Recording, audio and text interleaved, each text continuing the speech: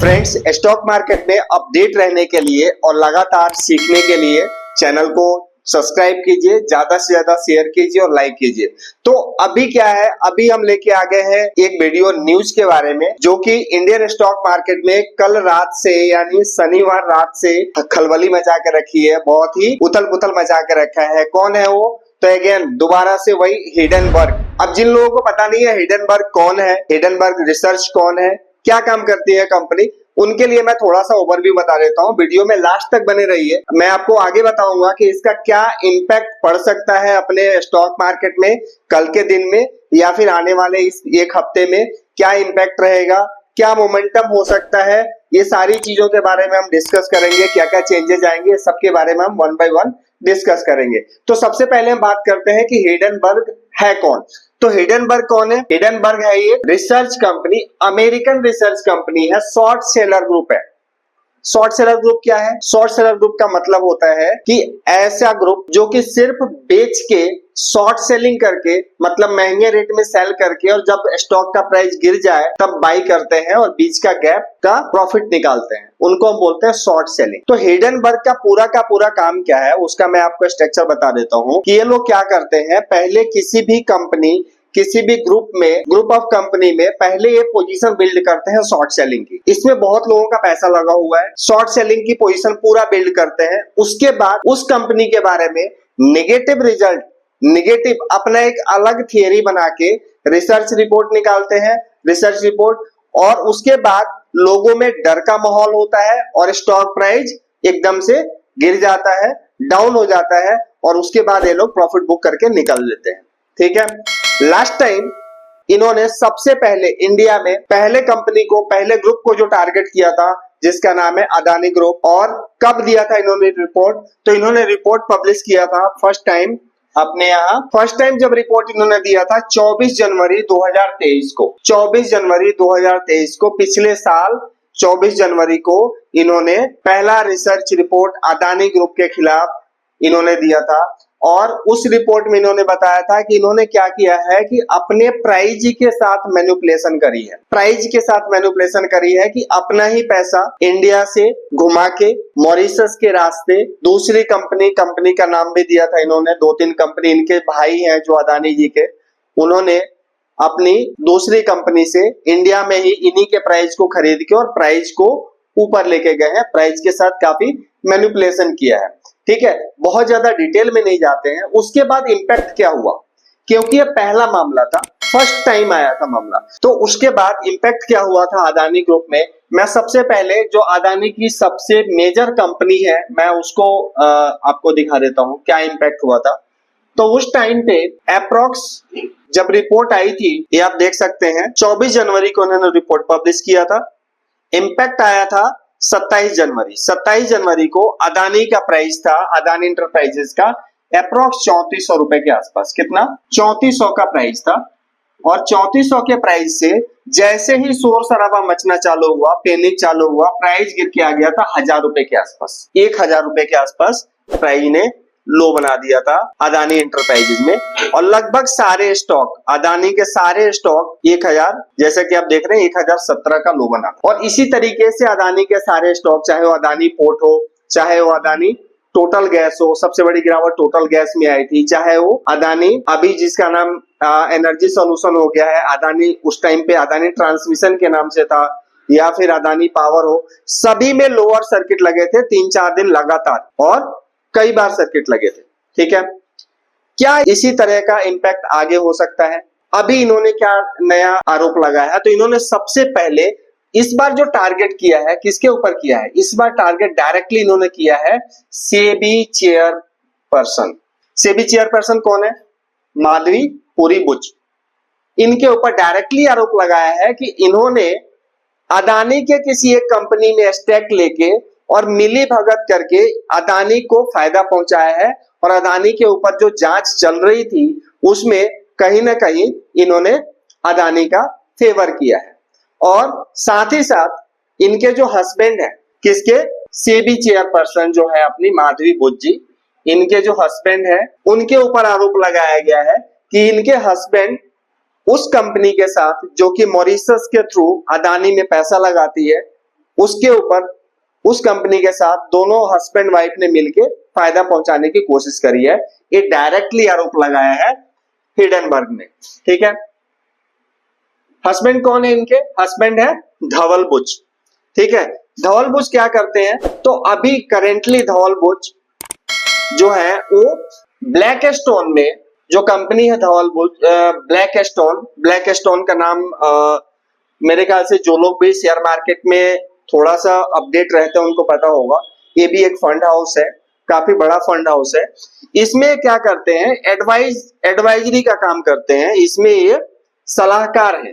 और इनकी जो ज्वाइनिंग हुई थी, इन्होंने जो ज्वाइन किया था 2019 में। धवल बुच ने कब ज्वाइन किया था?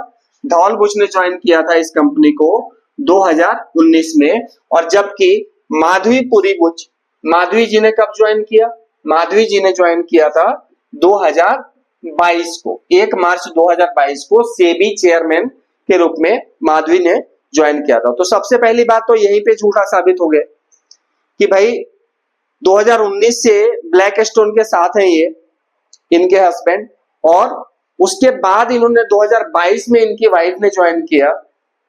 तो आज ये आरोप लगाना मेरे ख्याल से कहीं ठीक नहीं है। दूसरी चीज, सबसे मेन चीज की बात करें कि इसके ऊपर एक्चुअली इस तरह के आरोप लगाए क्यों जा रहे हैं और हिडेनबर्ग ही क्यों लगा रहे हैं? क्योंकि इसके पीछे क्या है कि अभी Indian economy, Indian stock market लगातार, जबकि यूएस की मार्केट लगातार डाउन है, आप देख सकते हैं यूरोपियन कंट्री की हालत खराब है, ब्रिटेन की हालत इतनी ज्यादा खराब है, लगातार वहां पे दंगे हो रहे हैं, लगातार प्रॉब्लम हो रही है। ये सारी चीजें जो है ना, ये अमेरिका को बर्दाश्त नहीं हो रहा है। आपने देखा होगा कि पहले 2-3 साल 4 साल पहले जब चाइना ग्रोथ कर रहा था तो उस टाइम पे भी यूएस को बहुत ज्यादा प्रॉब्लम हो रही थी चाइना से। अभी जब इंडिया ग्रोथ कर रहा है तो यूएस को बहुत ज्यादा प्रॉब्लम हो रही है, लेकिन डायरेक्टली यूएस गवर्नमेंट हिट नहीं कर सकती। तो इस तरह की चीजों को खड़ा किया जाता है, हिडेनबर्ग जैसे कंपनी को खड़े किए जाते हैं आरोप लगाने के लिए। तो अभी पहले इंडिविजुअल कंपनी के ऊपर आरोप लगाया, अब डायरेक्टली सेबी चेयरमैन के ऊपर सीधे सीधे सरकार को घेरने की कोशिश है कि कहीं ना कहीं Indian economy, Indian market crash हो जाए, मार्केट गिरे, और ताकि इन लोगों को फायदा हो, क्योंकि ये लोग बहुत टाइम से इंडियन स्टॉक मार्केट में शॉर्ट सेलिंग में है। जितने भी फॉरेन इन्वेस्टर आप लगातार देख रहे होंगे, लगातार वो क्या कर रहे हैं? बिकवाली कर रहे हैं, लगातार बेच रहे हैं। और अपनी बाजार क्या हो रहा है? अपना मार्केट लगातार बढ़ता जा रहा है, ऊपर की तरफ बढ़ता जा रहा है लगातार। फर्स्ट टाइम ऐसा हो रहा है कि पिछले साल 2 साल में लगातार एफआईआई के स्टॉप लॉस हिट हो रहे हैं शॉर्ट सेलिंग में, लगातार उनको शॉर्ट कवरिंग करना पड़ रहा है। ठीक है, इंडियन स्टॉक मार्केट में। तो ये सारी चीजें अब इनको बर्दाश्त नहीं हो रही है।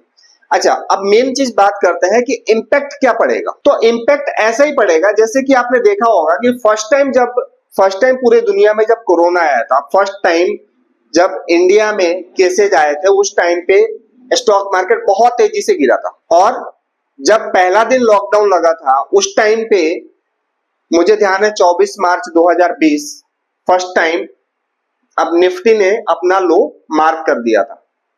उसके बाद बाजार रिकवर हुआ, जबकि फर्स्ट जो वेव था कोविड का, उस टाइम पे ज्यादा कैजुअलिटी नहीं हुई थी। ज्यादा कैजुअलिटी कब हुई? सेकेंड वेव में, जब 2021 में वापस से कोविड ने रिपीट किया। उस टाइम पे इंडियन में स्टॉक मार्केट, लोग यही उम्मीद कर रहे थे कि मार्केट पता नहीं कहां क्रैश होकर चला जाएगा, तो लेकिन बाजार ने क्या किया? उल्टा किया, बाजार वापस से रिवर्स लेके ऊपर चला गया। तो होता क्या है, जब भी अचानक कोई खबर आए, एकदम से कोई खबर आ जाए, तो उसका इंपैक्ट तो सेम टाइम पे पड़ता ही है। लेकिन जब वो वही खबर बार बार रिपीट होने लगे, वो उसी पैटर्न को बार बार रिपीट किया जाने लगे, तो उसका कोई इंपॉर्टेंस बचता ही नहीं है।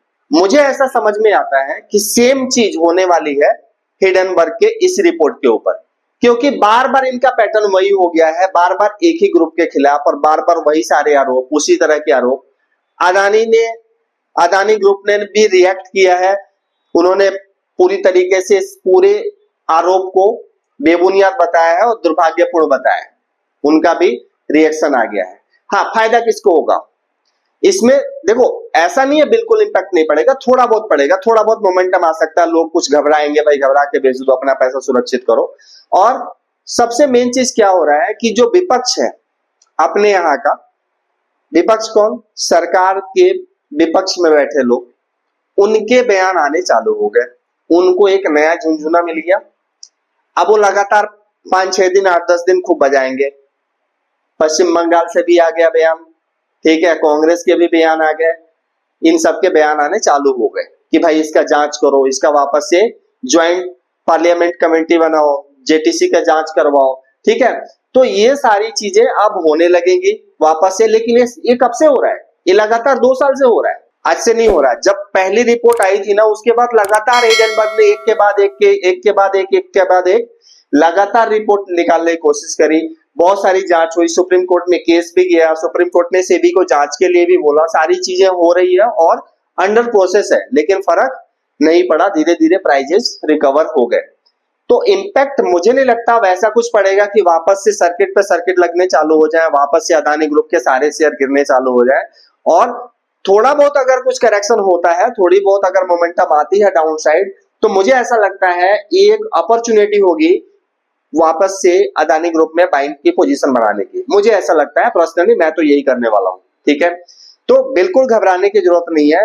होता क्या है कि जब भी कोई भी कंट्री, आप कंट्री की छोड़ दो, अपनी बात कर लो, कोई भी पर्सन जब भी अगर ग्रोथ करेगा तो सबसे बड़ी दिक्कत किसको होगी?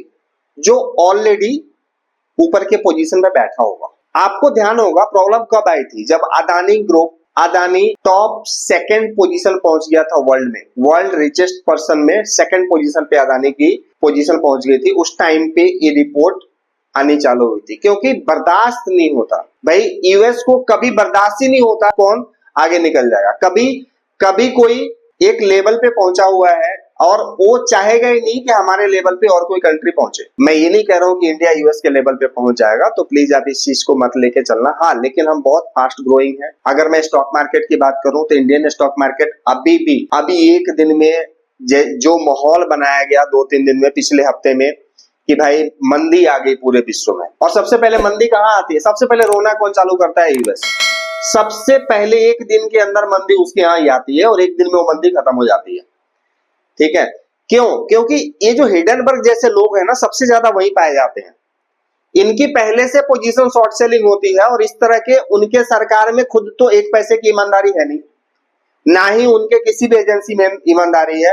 हर 2-4-5 साल में तो कोई ना कोई दिवालिया घोषित होने लगता है, कोई ना कोई कांड करने लगता है, ठीक है। और ये लोग देखने किसको जाते हैं? हमारे कंट्री में देखने आ रहा है, हमारे यहाँ आरोप लगा रहा है, भाई ऐसा हो रहा है तुम्हारे यहाँ। भाई अपना देखो ना, तुम्हारे स्टॉक एक दिन में 90% गिर जाते हैं। कोई रेगुलेटर सिस्टम नहीं है तुम्हारे पास जो चीजों को मैनेज किया जा सके, ठीक है। कभी भी कोई भी बड़ा फ्रॉड हो जाता है, ठीक है। किसी भी तरीके के तुम्हारे जो व्हाइट हाउस पे चुनाव हारने के बाद तुम्हारे व्हाइट हाउस पे इतने सारे दंगे होने लगते हैं, तो अपने यहाँ नहीं देखते और दूसरे के यहाँ आरोप लगाने जा रहे हो। मुझे ऐसा लगता है कि थोड़ा सा अपने यहाँ के इन्वेस्टर को भी और अपनी गवर्नमेंट को भी थोड़ी सी इस पे मजबूती दिखानी चाहिए, थोड़ा सा स्ट्रॉन्ग इस पे अपना पोजीशन दिखाना चाहिए। और इन सारी चीजों से, ताकि अपने स्टॉक मार्केट में इन सारी चीजों से फर्क ना पड़े। और इस मामले को बहुत मजबूती से इंटरनेशनली डिफेंड करना चाहिए गवर्नमेंट को, कि भाई कोई भी आके हमारे उसके ऊपर आरोप लगा दे और हमारी मार्केट को खराब करने की कोशिश करे तो उसके ऊपर, हालांकि कोई फर्क पड़ने वाला नहीं है। वो कहाँ बैठा है? वो अमेरिका में बैठा है, तो उसके ऊपर कोई फर्क पड़ने वाला नहीं है। लेकिन फिर भी आप लोग बिल्कुल घबराना नहीं है, ठीक है। वही इमरान खान के डायलॉग, आपने घबराना नहीं है, ये बाजार है, ऊपर नीचे होता रहेगा। अच्छी कंपनी, क्या किसी के आरोप लगाने से अदानी इंटरप्राइजेज बंद होने वाला है? रिलायंस इंडस्ट्री बंद होने वाली है? टाटा ग्रुप की कोई कंपनी बंद होने वाली है? अगर होने वाली है तो आप पैसा मत लगाओ, आप स्टॉक मार्केट से बाहर रहो। और अगर आपको लगता है कि नहीं ऐसा नहीं होने वाला है, तो थोड़े टाइम तक आपको अगर डर लगता है तो आप थोड़े टाइम तक दूर रहो।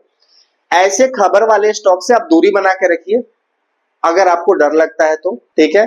लेकिन इसका मतलब ये नहीं है कि भाई आरोप लगाए जाएंगे तो उनका सेल्स कम हो जाएगा, उनके रेवेन्यू आने बंद हो जाएंगे, उनको पैसा मिलना बंद हो जाएगा, ठीक है, ग्रोथ खत्म हो जाएगी, कंपनी बंद हो जाएगी। ऐसा कुछ भी नहीं होने वाला है। तो आप लोग बने रहिए। ये सारी चीजें, मुझे उम्मीद है कि मैंने लगभग आप लोगों को इसके बारे में सारी चीज लगभग बता दी है। क्या आरोप है इनका, लगभग सारी चीजें आपको समझ में आ गया होगा, ठीक है। तो बने रहिए वीडियो के साथ, ज्यादा से ज्यादा शेयर कीजिए, सब्सक्राइब कीजिए और देखते हैं, मैंने अपना व्यू बता दिया, बाकी कल मार्केट में क्या होता है, अदानी ग्रुप में क्या होता है, क्या मोमेंटम आती है, ये सब देखते हैं, समझते हैं। Thank you so much.